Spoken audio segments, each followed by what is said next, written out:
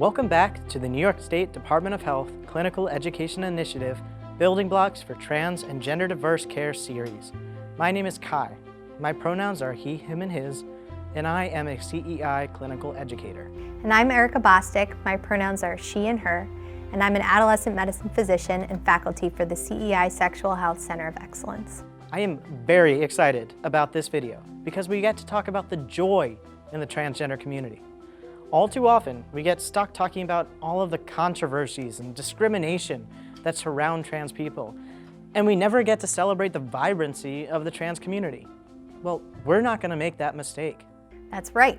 In fact, I view my work as an adolescent medicine physician with this population as one of the most selfishly gratifying parts of my job. I have the privilege of providing care and facilitating understanding of a patient's authentic self, helping them communicate that to their family, and then working together to reach the transition goals for that patient. It's such an honor and one of my most favorite things to do day to day. And we're so grateful for the opportunity to show some of this joy to you, healthcare professionals, because we want you to want to care for gender diverse people, not out of obligation, but out of love. One thing you probably already know about transgender and gender diverse people is that there are a lot of myths and misconceptions out there about who trans people are, what they do, and where they come from. We're going to take a look at those and tell you the truth. Exactly. Like myth number 1. Trans people are just riding a trend. Not true. Unless you consider a trend to be something that has been a consistent part of human experience for hundreds of years, I'm going to put this myth solidly in the wrong column. Transgender and gender diverse people have been around for centuries.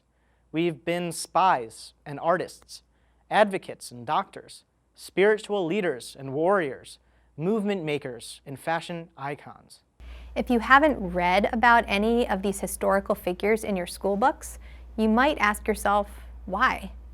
If you're watching this from the United States or another Western nation, it might be because while gender diverse people were celebrated and honored in many cultures, Western colonizers frequently sought to diminish the role of gender diverse people.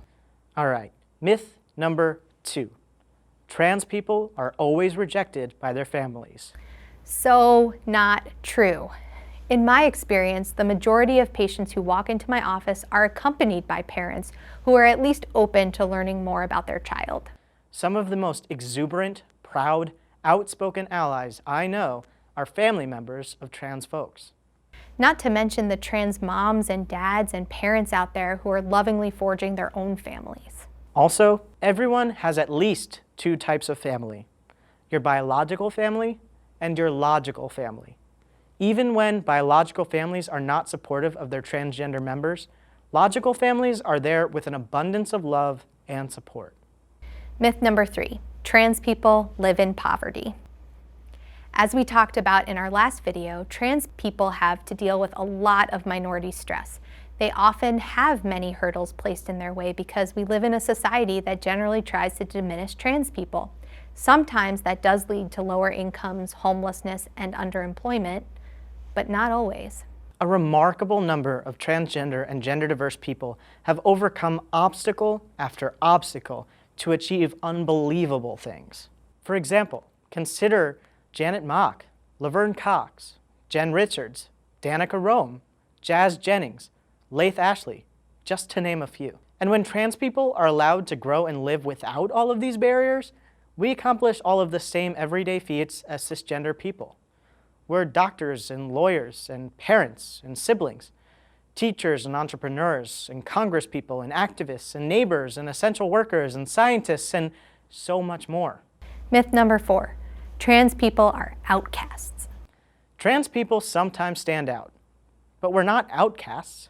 And while some trans folks pave the way forward on fashion and movement and beauty, many trans folks are extraordinarily ordinary. In conclusion, trans people are everywhere and have been for centuries.